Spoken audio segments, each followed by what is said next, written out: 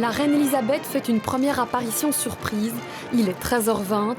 Elle sort sur le balcon drapée d'or et de rouge, comme à chaque grande occasion. Elle s'appuie discrètement sur une canne. Durant un peu moins de 10 minutes, elle se tient devant les dizaines de milliers de Britanniques venus voir leur souveraine. Pour cette première apparition, elle est accompagnée du duc de Kent, colonel des Scott Guards, un des régiments d'élite de la garde royale britannique. La couleur de sa tenue est enfin connue. La souveraine a opté pour la sobriété. Elle est vêtue d'une tenue bleu ciel tendant légèrement vers le mauve et fidèle à elle-même, de son chapeau bien évidemment assorti. Vers 14h, elle sort à nouveau, acclamée par la foule. Elle est suivie cette fois-ci du prince Charles et de son épouse Camilla. Elle échange quelques mots avec l'héritier. William et Kate, entourés de leurs enfants, prennent également place. Au total, ils ne sont que 18 sur le balcon, beaucoup moins que lors des apparitions précédentes. Harry et son épouse Meghan sont absents. Ils ont assisté à la parade depuis un autre bâtiment. Le prince Andrew manque également à l'appel. Pour cette sortie historique, seuls les membres de la famille royale ayant une fonction officielle et leurs enfants ont pu entourer la reine. Et avant l'apparition de la reine au balcon, c'est à cheval que les princes Charles et William sont arrivés dans la fameuse tenue rouge avec long bonnet et poils d'ours pour la traditionnelle parade annuelle du salut aux couleurs, réunissant plus de 1200 soldats et des centaines de musiciens. Récit de ce défilé pas comme les autres, Ludovic Deslante et Alice de Batty. Les yeux tournés vers le ciel et les mains sur les oreilles pour le passage de la Royal Air Force. C'est le point d'orgue du défilé Trooping the Colour, un moment très attendu par la foule amassée devant Buckingham. Certains se sont levés aux aurores pour y assister. L'émotion est palpable parmi les dizaines de milliers de personnes présentes pour l'événement. When your Air Force came across, it just brought out tears. It's something you have to be here to experience. The sound, not only of them, but your people. Avant d'assister au défilé aérien depuis le balcon de Buckingham, c'est à cheval ce matin que le prince Charles et son fils William ont rejoint les troupes de l'armée britannique. Cette année, l'Irish Guard était mise à l'honneur, le régiment irlandais qui a défilé avec ses cornemuses, ses tambours, mais aussi sa mascotte, un lévrier britannique. Au total, 1400 militaires se sont rassemblés ici, sur la Horse Guards Parade, une plaine sablonneuse propice aux manœuvres et aux chorégraphies millimétrées, répétées depuis des semaines. Le coup d'envoi est lancé à midi pile.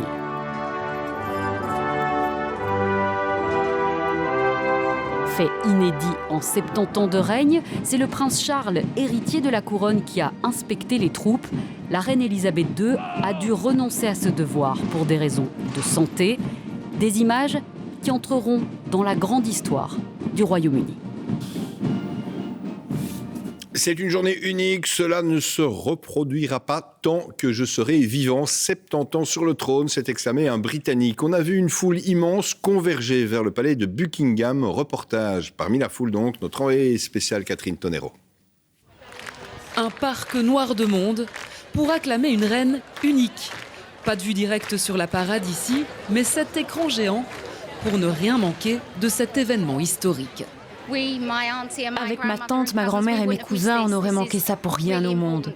C'est très important pour nous et pour tous ici aujourd'hui de participer à ces célébrations. La reine a donné tant à ce pays durant ses 70 ans de règne. C'est une source d'inspiration pour nous tous. Une figure qui continue à inspirer cet ancien soldat de l'armée britannique, venu rendre hommage à celle qu'il a servie durant toute sa carrière. C'est une question de fierté, vous savez.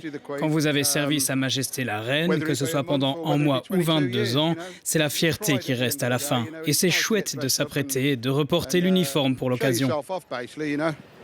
Masque à l'effigie d'Elisabeth II ou mini costume de garde royale, on adulte la reine ici, toutes générations confondues, et pour toutes sortes de raisons. J'aime bien la reine parce qu'elle est belle. Aujourd'hui à Londres, les pubs étaient aussi de place to be pour suivre les festivités à la télévision, à défaut d'être aux premières loges de l'événement pour ce groupe d'amis venus trinquer ici à la santé de leur reine. Nous avons été aussi proches que possible d'elle, mais nous ne l'avons pas vue. Enfin, nous avons vu quelques bribes. Cet événement historique ne se répétera pas, donc nous sommes très contents d'être là. Même sur un écran, voir la reine en personne, peut-être pour la dernière fois vu ses apparitions de plus en plus rares, c'était la promesse tenue de cette journée. Une journée qui se poursuit par de nombreuses fêtes de rue dans ce quartier cossu de Londres, l'occasion d'un pique-nique au champagne entre amis. C'est chouette de venir ensemble avec les amis, lever un verre à la reine. Nous l'adorons. C'est sympa d'avoir cette tradition, c'est une chouette monarque, c'est une icône. Nous aimons notre reine.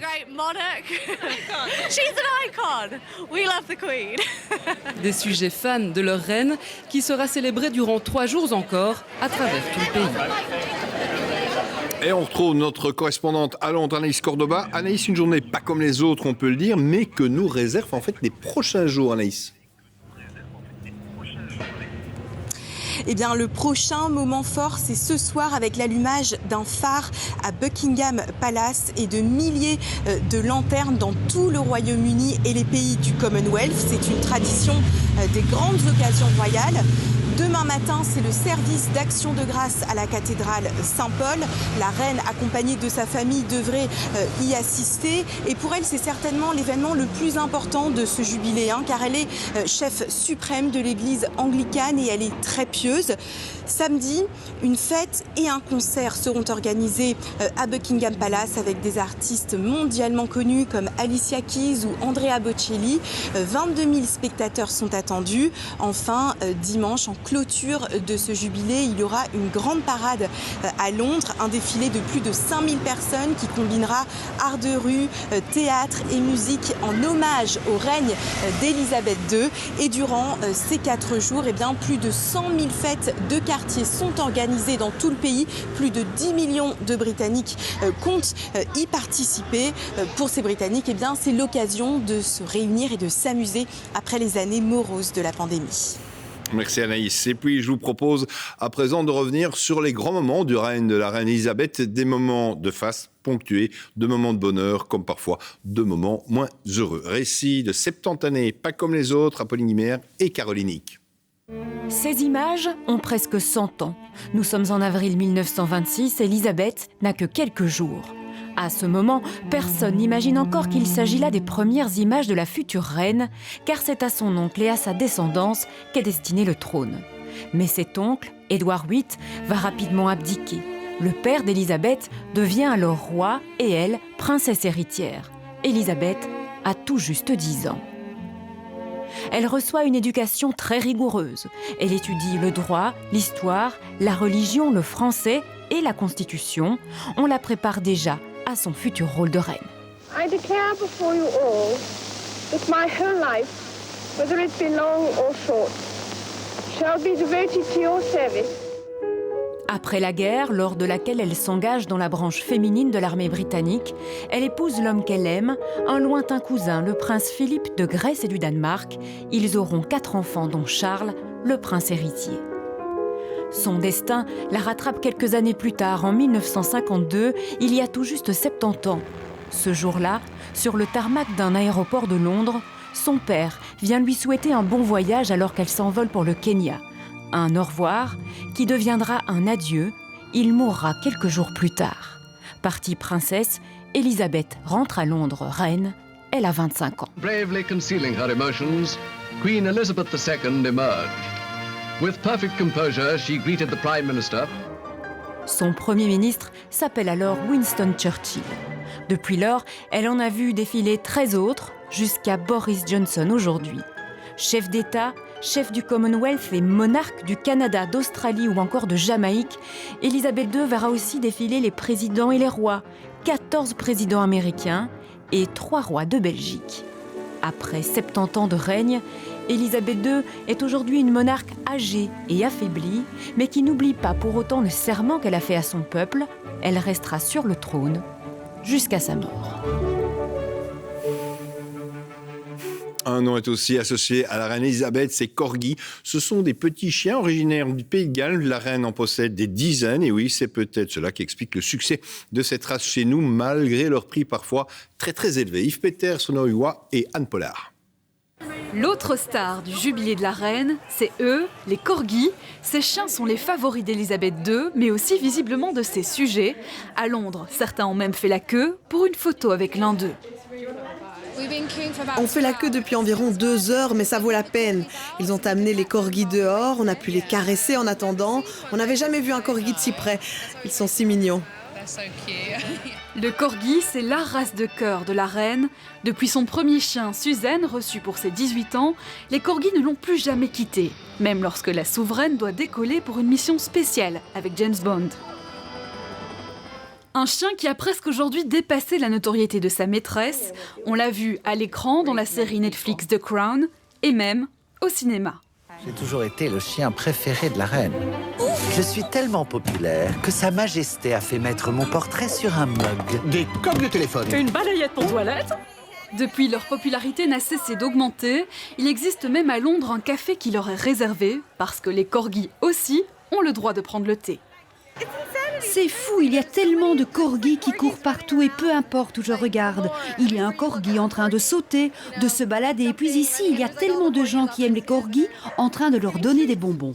En Belgique, les corgis se font plus rares. Alors dans cet élevage, malgré leur prix de 2 500 €, les bébés sont réservés dès leur naissance. C'est super sociable, mais aussi un peu jaloux. C'est pas vraiment une race qui aime bien qu'il y ait un autre chien qui reçoit toute l'attention.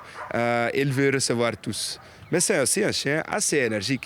Pas pour faire un concours avec, mais pour faire une promenade avec. C'est fantastique d'avoir. Et c'est bien ce caractère qui semble convenir à la reine d'Angleterre. Peut-être sa vie est un peu triste. Et avec les corgis, elle a une vie très amusante. Mais ça, c'est avec tous les chiens. Hein. Un chien, c'est un vrai ami. Hein. Des fidèles compagnons qui attendront sans doute la reine ce soir, après sa longue journée de festivités.